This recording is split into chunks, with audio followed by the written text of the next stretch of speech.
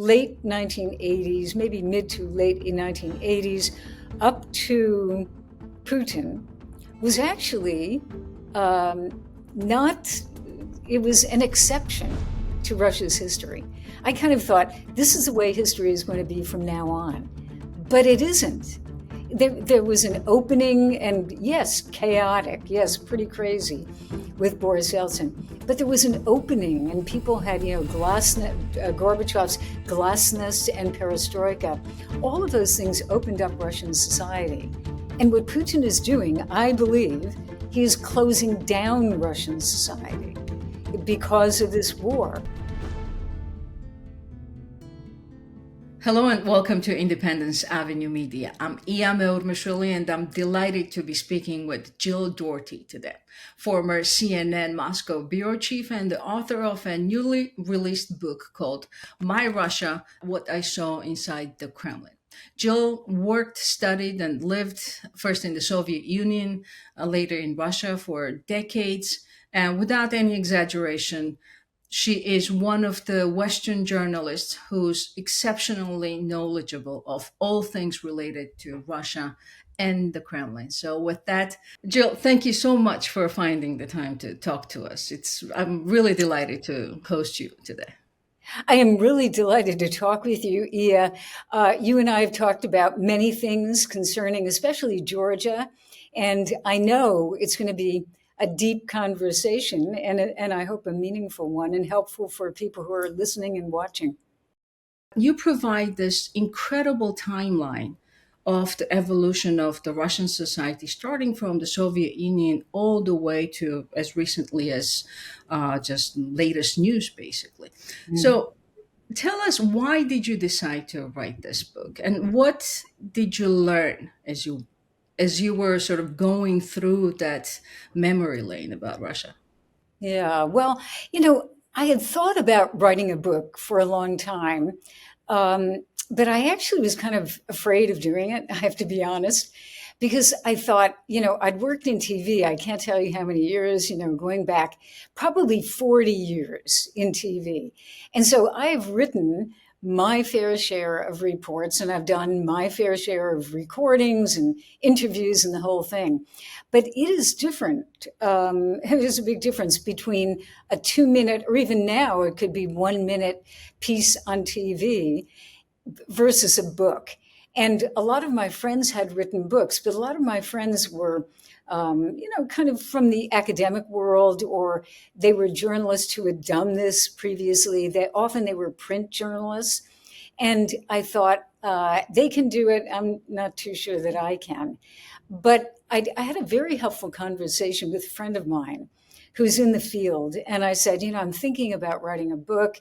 And I said, yeah, it'll probably be a Putin book. It will be up to date, et cetera. And he said, we don't need another Putin book. We've got enough. And it's really true. I mean, I have them right behind me. A lot of really good books on Putin, books on Russia. But what he said was the experience that I have as an American who became very interested in the Russian language, we can talk about that, when I was in high school, freshman year in high school. And then the career that I've had, I'm very grateful for, going through, Voice of America, U.S. Information Agency exhibits, and then all of that time with CNN, including almost a decade in Moscow as a bureau chief. It all kind of came together, and I thought, yeah, maybe that is a little different from your average person, and maybe I ought to write about it. So I did. Luckily, I had collected little bits and bobs as I went along over the years. And then I began to more consistently put it together. And my partner also was very good in guilt tripping me. And she said, kind of like, when are you going to write this again? Basically, are you going to be alive, forever? Why don't you just write the thing? And so I actually did sit down and start writing in her kitchen. You were called back to go to Russia just before the before the invasion of 2022. And you're saying that when you got to Moscow, you felt like you were back home. And to me, to be really honest, this means that you are a credible person to talk about Russia, because you have this admiration or you have this affection towards the country and the society. So tell us more about that. Yeah, well, I am a typical American. I don't have any Russian blood. My parents and grandparents came from, well, my great great grandparents came from Ireland and then England way before that. And so I'm not, from that part of the world. But when I started studying Russian in high school during the Cold War, and that plays a big role in this, I became really, really interested in and attracted to the Russian language. It was the first language that I studied, foreign language. I did study French, but it didn't really, and Latin, which helped me with declensions and conjugations in Russian, but it didn't really, click. It was Russian that kind of intrigued me. And then, of course, everybody knows Russian culture, whether, regardless of what kind of feelings you have for Russia. Russia has a very powerful culture, and I found it a very attractive. Now, I have to note that at that point, a lot of what I thought was Russian culture turns out to be from other parts of the former Soviet Union. For example, art in Ukraine. I thought that many artists were Russian because they were Soviet. But actually, it turns out that they were Ukrainian. And then there were artists in Georgia. I also kind of conflated them with, the Soviet Union. But I became very, very interested in this. So as I went on, and then I became an exchange student twice. My sister and I have a twin sister who did the same thing. We became exchange students. And it was kind of scary, Soviet Union, not a lot of hot water in our dorm. We had roommates, actually Ukrainians. And, but I found it really, an exciting adventure. And so when I got into broadcasting at the Voice of America, it deepened that. I got to know Russians. I got to know, the let's say the geopolitical situation. So all of this kind of kept me on the track of really being attracted to Russia. That never ended. But I think what did change, what did end, was this kind of starry eyed idea about Russia. When I have to tell you, like when I went to Russia for the first time, there were some things that I saw that were really bad. This is 1969 Leningrad. And, poverty, some, I'm going to call it kind of crudeness to the society, the Soviet type of thing. And then things that Russians couldn't help at that point, Soviet citizens standing in line, waiting for things, deficit of goods that they couldn't buy. And then, of course, the KGB and refuseniks and people who were put in prison and in mental institutions. All of those things began to affect me. And then we can talk about Putin, but I went through kind of a similar transition with Putin, from relatively positive in the beginning to where I am now, which is quite negative. What was your first impression? And we should tell the viewers that you have something in common with Putin, which is you went as an exchange student. You studied at Leningrad State University, which is also alma mater of Putin. So, what was your first impression, Right. and what determined that impression? Well, in 1969, then I came back as a student. Then I came back in 70 and 71. And so Vladimir Putin was there in that second part. Now, I never met him. I don't think any Americans ever met him, any American students ever met him. But it literally turns out that he was like a 10-minute drive away from where we were living. So I was exposed to kind of the Leningrad that he was growing up in. That's the best way I can put it. Again, with things that you couldn't buy and, kind of the mean streets of St. Petersburg, a lot of culture, very high culture, but also Leningrad at the time, and even St. Petersburg now, has kind of another rougher side to it. So I was exposed to all of that. And then my first impression as a now reporter, this is 2000, I'm in Moscow as the bureau chief for CNN. I went there in 1997 as the bureau chief. So it's 2000. Yeltsin has stepped down. Putin is now going to run for president of Russia, March of 2000. So I covered that election. And when he won, which is no surprise, but it was actually more surprising than things are now, I would have to say, where everything is very predictable. In any case, he came into the room and to meet with journalists. And I remember my impression. I mean, he seemed young, vigorous, not drunk, as poor Mr. Yeltsin was, much as I have a lot of affection for Boris Yeltsin, as he was in those days, even with his impairments. But he seemed, Putin was young, vigorous, smart, open to questions. I was able to ask him a question, and I thought, wow, this is, new blood. And what he was saying sounded good. Economic reform, I support freedom of the press, all of these things that I, as an American, thought, well, he's kind of coming around and he's going to be on the side of Western, let's say, liberalism, et cetera. Now, it turned out, if I had been listening a little more carefully, I think I would have heard some notes in that later turned out to be quite concerning. And he reversed on everything that you just described as somebody who gave hope to the Russian society to advance, to become more prosperous, didn't he? Yeah, it's complicated because on the one hand, he did in the beginning do some economic reform. He even had a flat tax, and Russians, because of oil prices at the time, really began to live much better. And there was, investment in Russia, and yet right from the get-go, right from the beginning, he went after the media.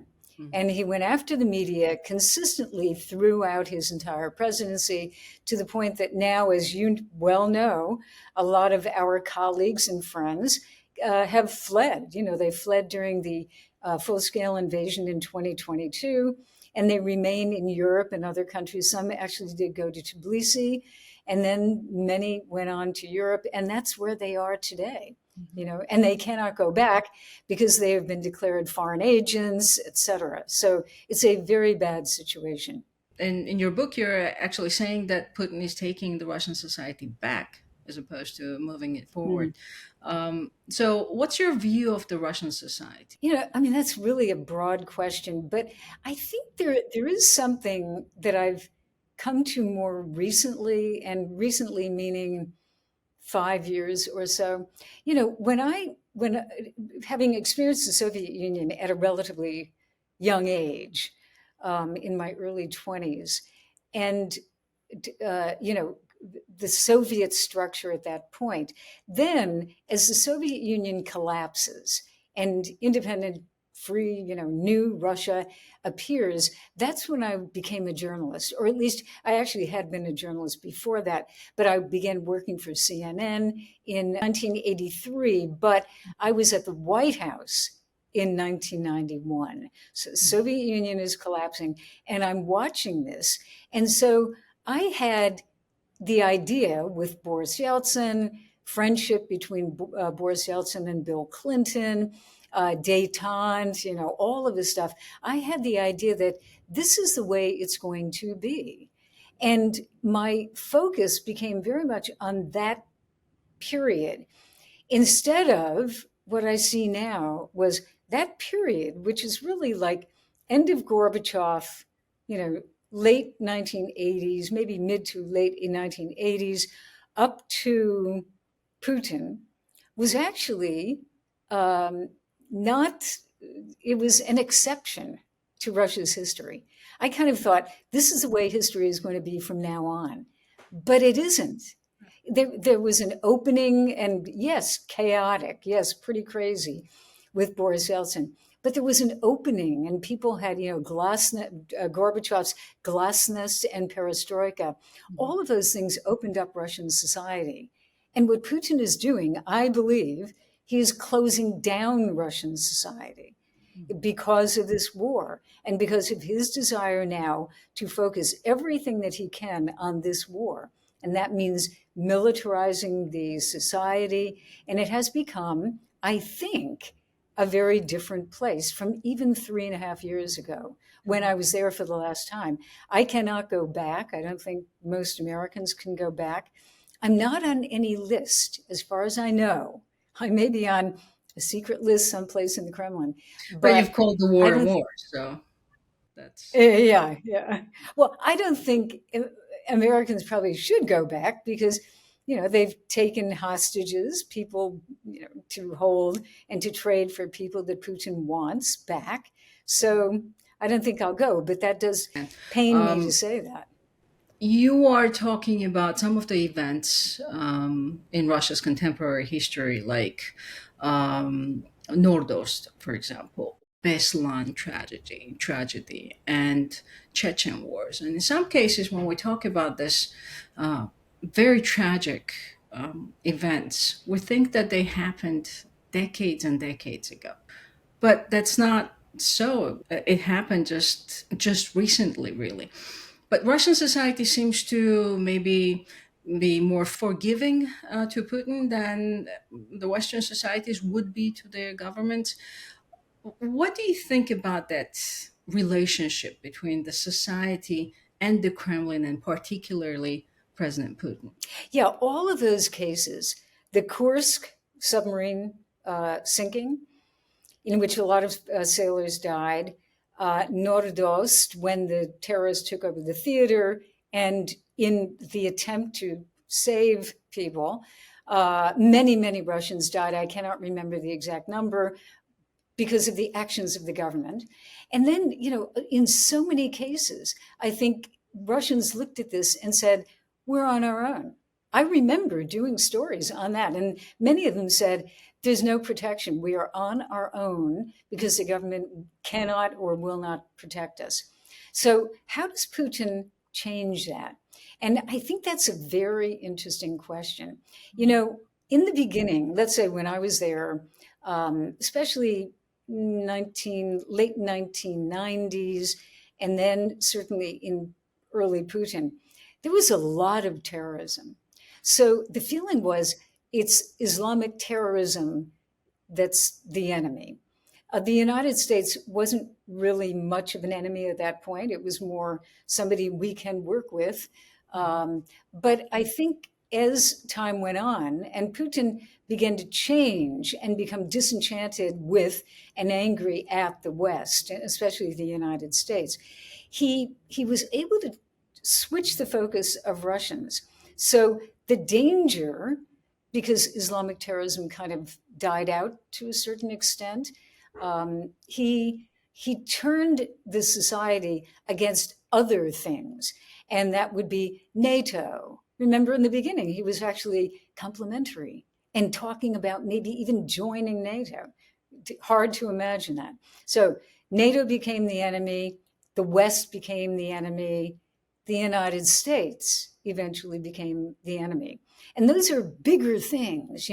They're like the entire society must be mobilized because now we, the Russians, are in a war with the West. That's a big deal. And I think that is what Putin did. He just found a bigger enemy to rally people around and to say, I'm the guy who can protect you. Mhm. That's the easiest, simplest explanation I have for that. Yeah.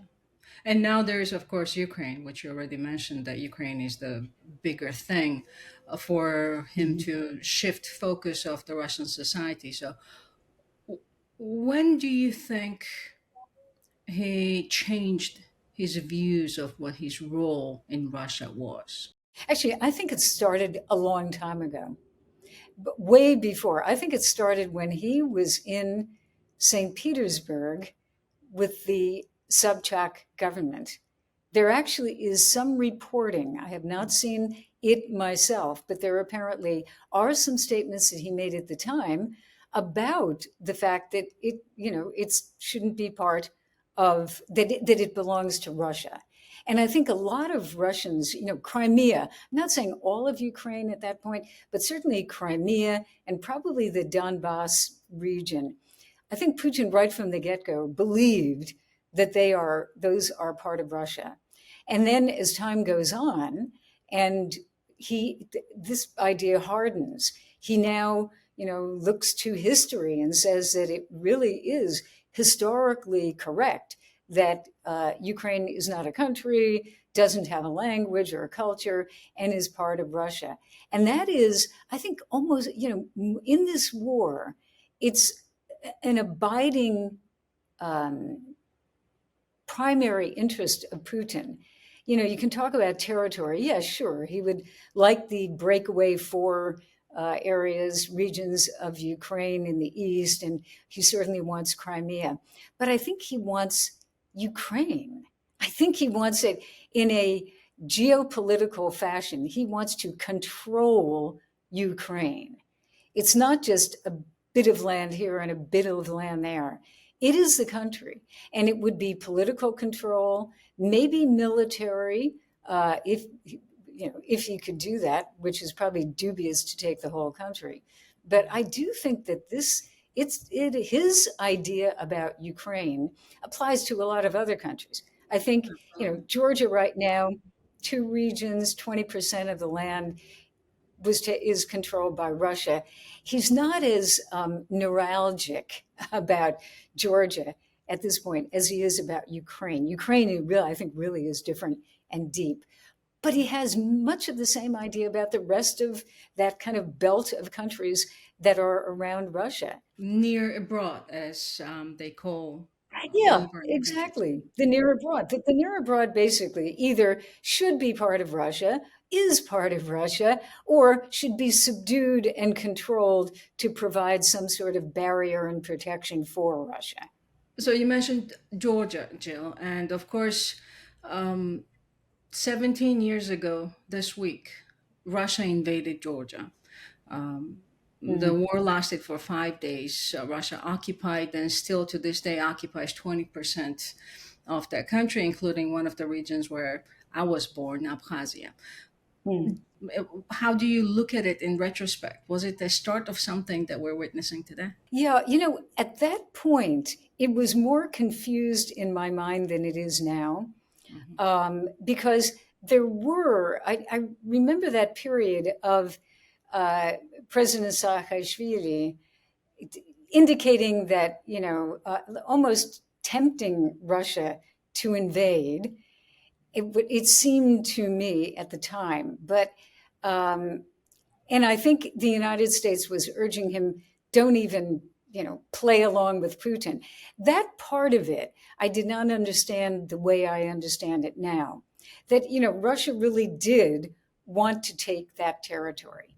In much of the same way that it looks, as I said, at other parts of the former Soviet Union that should be subdued and controlled. And I think what they were doing in Georgia is somewhat different from Ukraine, but I would say now they don't necessarily. And I've been actually to Ossetia, driving right out of Tbilisi, and that border guard place where the Russians have their base, their military base. I did not get the feeling that they were going to invade again, but I think they use that, and any frozen conflict in some other areas, they use it as a political and military lever to put pressure on Georgia.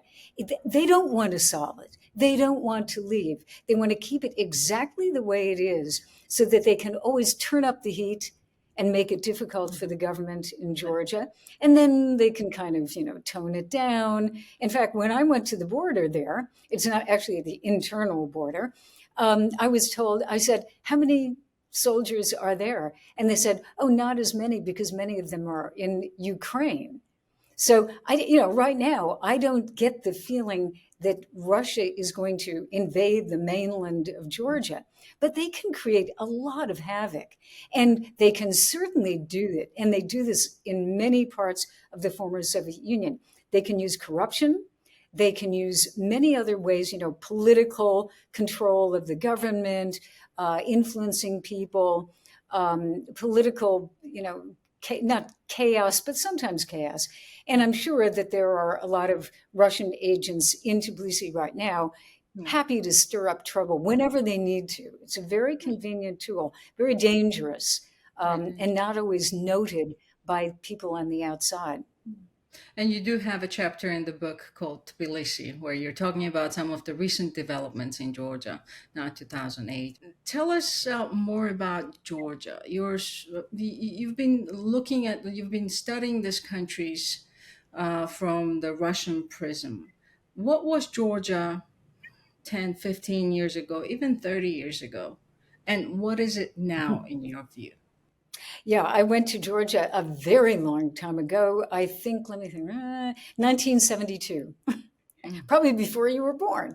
So, yeah, I loved it because it has such a powerful culture. Talk about culture, culture, food, a very different way of acting. The people are, to me, very full of life and creative. I was struck by, if there's a recurring theme in Georgia, to me, it was creativity, art, especially art, physical art, painting, etc.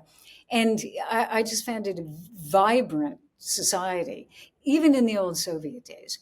I did not realize some of the Georgian history that I now know and that I recently learned of that period from 1918 to about 1921, when Georgia actually was a Western style, turning into a Western style democracy with a parliament, with women voting, way before the Europeans and Americans ever did.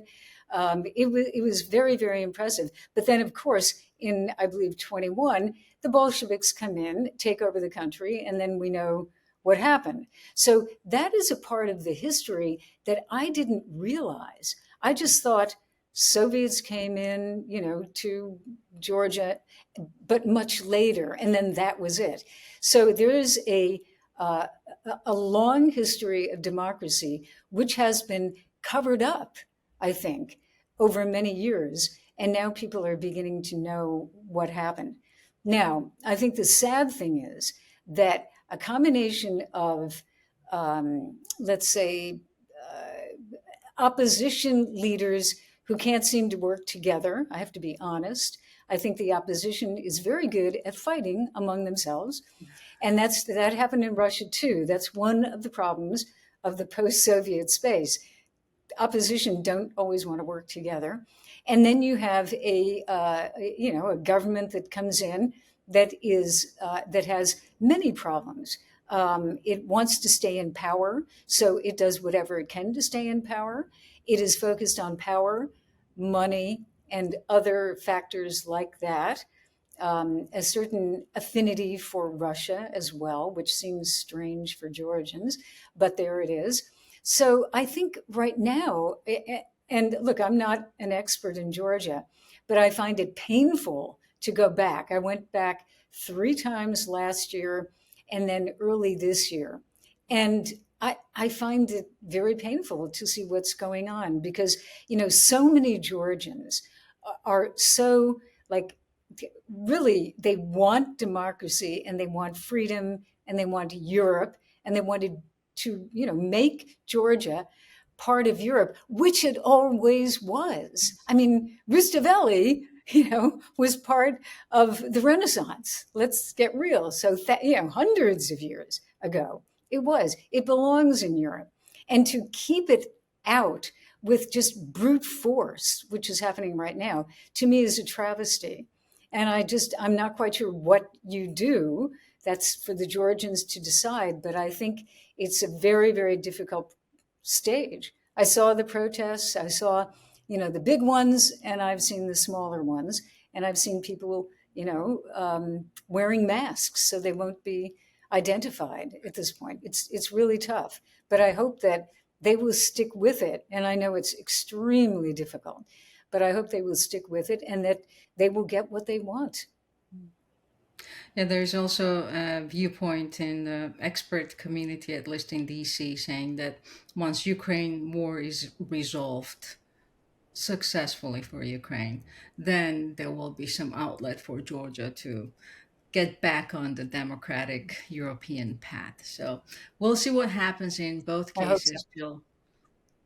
I do appreciate your time. Well, I Thank you hope very so. much. What a delightful conversation it was. Thank you. Thank you very much, Edith. Really, I enjoyed it. And I think it's great that you're doing what you're doing. This is fantastic because you're a fantastic journalist and you know a lot of people. I think it's a really interesting and exciting venture. Thank you very much.